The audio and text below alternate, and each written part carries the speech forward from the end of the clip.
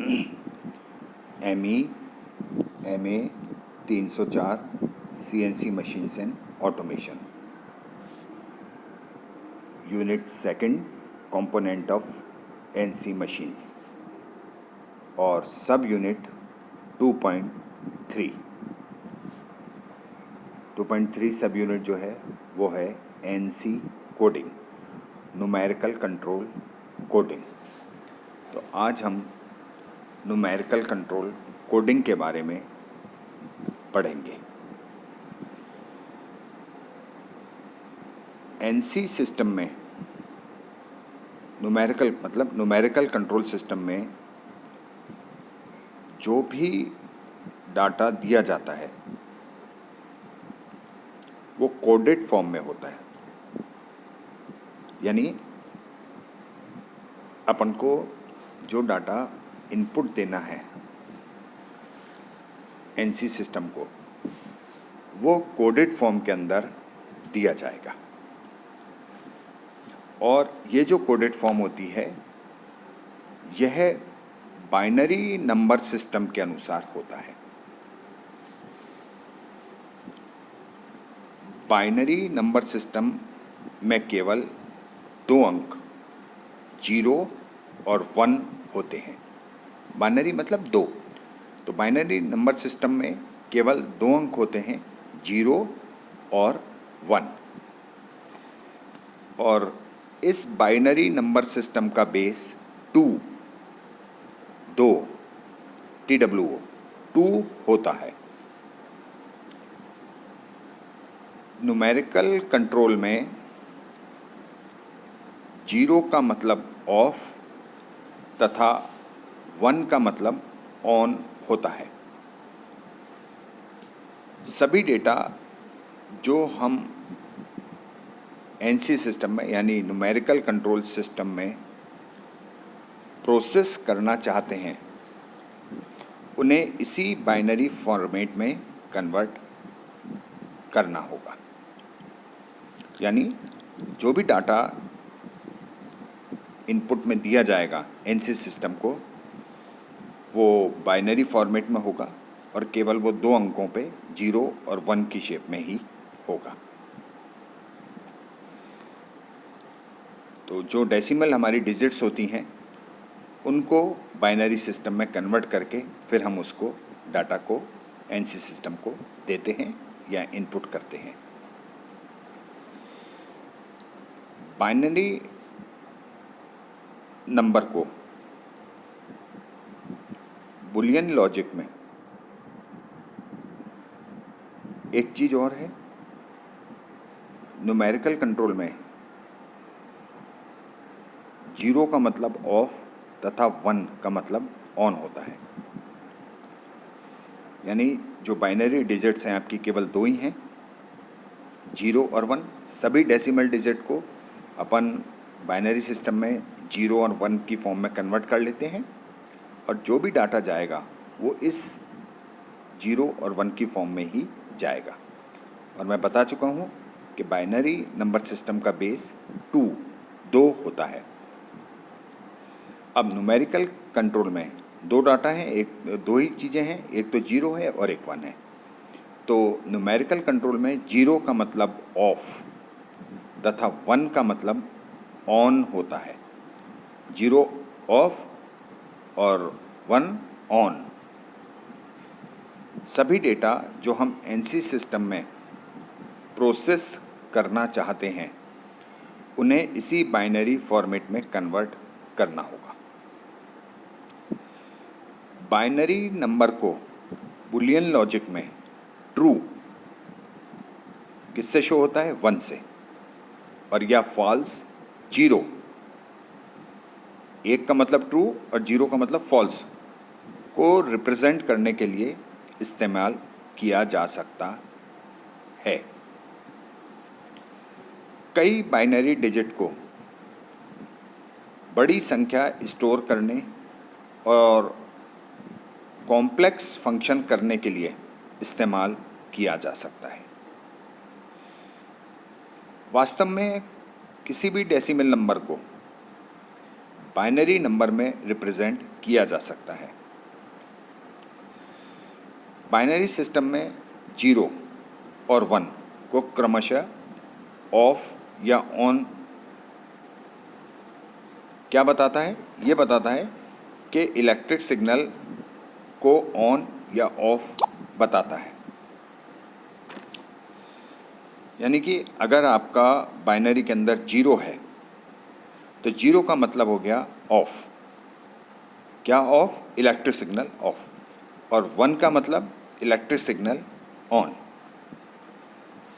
अब अगर अपन यह देखें कि डेसिमल सिस्टम क्या है, तो डेसिमल सिस्टम का अपन सबको आइडिया है। डेसिमल सिस्टम में बेस 10 होता है और बाइनरी सिस्टम की वैल्यूज़ को डेसिमल सिस्टम में कन्वर्ट किया जा सकता है और डेसिमल सिस्टम की वैल्यूज़ को बाइनरी में कन्वर्ट किया जा सकता है। अब यहाँ पे एक एग्जाम्पल लिया है कि अपने पास एक डेसिमल नंबर 57 है। आप देख रहे हैं, डेसिमल नंबर 57 है और इसको बाइनरी नंबर में चेंज करना है। तो डेसिमल नंबर को बाइनरी नंबर में चेंज कैसे करते हैं? पहली चीज़, बाइनरी नंबर का बेस क्या है? 2। तो अपन डेसिमल नंबर को जो भी आपको कन्वर्ट करना है उसको 2 से डिवाइड करते हैं। 2 से वो कितनी बार डिवाइड हुआ वो नीचे लिख लिया जाता है और जो रिमाइंडर बचा उसको साइड में लिख देते हैं। अब आप यहाँ देखिए, ये नीचे डिवीज़न बताया है, तो पहली लाइन डिवीज़न की 57 लिखा हुआ है, इसको मैंने 2 से डिवाइड किया।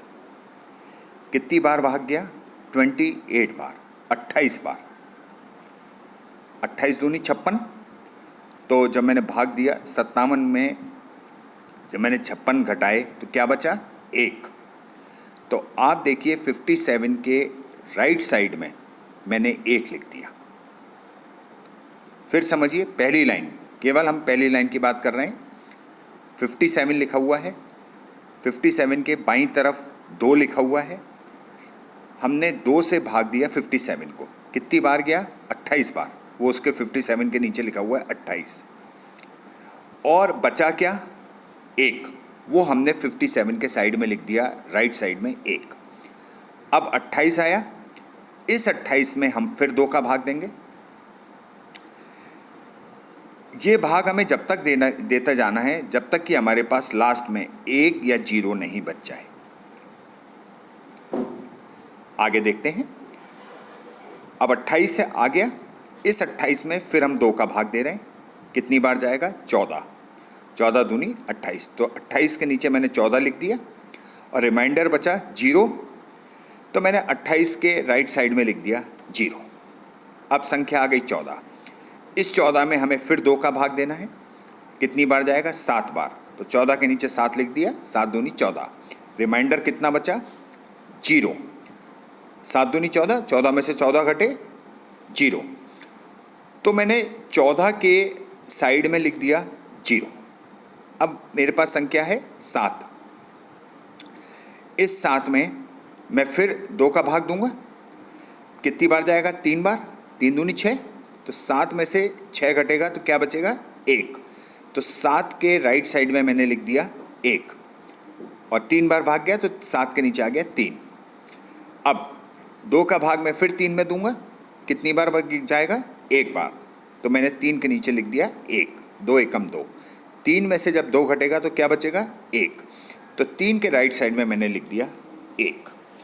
अब देखिए लास्ट के अंदर मैंने आपको कहा था अपन भाग जब तक देते हुए जाएंगे जब तक कि संख्या 0 या 1 नहीं बच जाए। अब अपने पास लास्ट में जब अपन ने 2 का भाग 3 में दिया तो लास्ट में बच गया 1। अब भाग देना अपन यहाँ रोक लेंगे। अब इसका अपन बाइनरी कन्वर्ज़न बनाएंगे। तो देखिए बाइनरी कन्वर्ज़न कैसे शुरू होगा? जब मैंने 2 का भाग 3 में दिया, आखिर में मेरे पास क्या बचा? 1। तो इस 1 को आप सबसे पहले लिख लीजिए। इस 1 के बाद जो 3 के बराबर में रिमाइंडर बचा हुआ है कितना बचा हुआ है, 1। इसके बाद आप वो 1 लिखिए।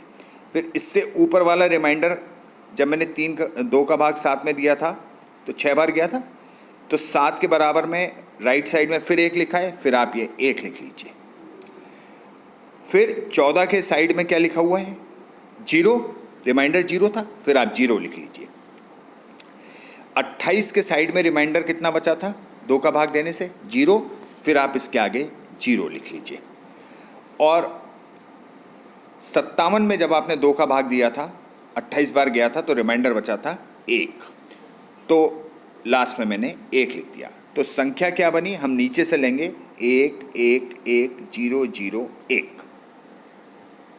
सबसे नीचे 1 बचा है, ये सबसे पहले लिखा गया। इसके बाद लिखा मैंने 1 जो रिमाइंडर बचा है, फिर 1 जो रिमाइंडर बचा है, फिर 14 का रिमाइंडर जो 0 बचा है, फिर 0 लिखा। 28 का रिमाइंडर 0 बचा, वो मैंने 0 लिखा। और 57 के बाद जो मेरा रिमाइंडर बचा वो मैंने 1 फिर लिख दिया। तो बाइनरी कन्वर्जन इसका क्या बन गया, 57 का 1 1 1 0 0 1, यानी कि 1,11,001। ये तो मैंने पढ़ के बताया है, जबकि इसको जब बोला जाता है तो वो कैसे बोला जाता है, बाइनरी कन्वर्जन को 1 1 1 0 0 1। तो मैं समझता हूँ ये चीज़ क्लियर हो गई होगी कि हमें डेसिमल को बाइनरी में कैसे कन्वर्ट करना है। मैं फिर बता देता हूँ, बाइनरी का बेस 2 होता है, तो जब भी हमें किसी डेसिमल नंबर को बाइनरी में कन्वर्ट करना होता है तो उस नंबर में हम 2 का भाग देते हैं, और 2 का भाग देने पे जो रिमाइंडर आता है उसको हम राइट साइड में लिखते रहते हैं। और जब फाइनली लास्ट के अंदर हमारे पास 0 या 1 बचता है, तब हम भाग देना बंद कर देंगे और तब हम उसका बाइनरी नंबर लिखेंगे। तो बाइनरी नंबर 57 के केस में क्या बचा, क्या बना, सबसे नीचे जो रिमाइंडर बचा है 2 का भाग जब 3 में दिया, रिमाइंडर कितनी बार गया, 1 बार गया, तो वो 1 आप सबसे पहले लिखिए। उसके बाद जो रिमाइंडर बचा था 1 वो लिखिए। फिर 7 का जो रिमाइंडर बचा था उसके राइट साइड में वो 1। फिर 14 का जो रिमाइंडर बचा है 0, फिर वो लिखिए। फिर 28 का जो रिमाइंडर बचा है 0 वो लिखिए। और 57 का लास्ट में जो रिमाइंडर बचा है 1, वो लास्ट में आप लिखेंगे। तो संख्या बन जाएगी 1 1 1 0 0 1, यानी 1,11,001। तो ये 57 जो एक डेसिमल नंबर था उसका बाइनरी कन्वर्जन है।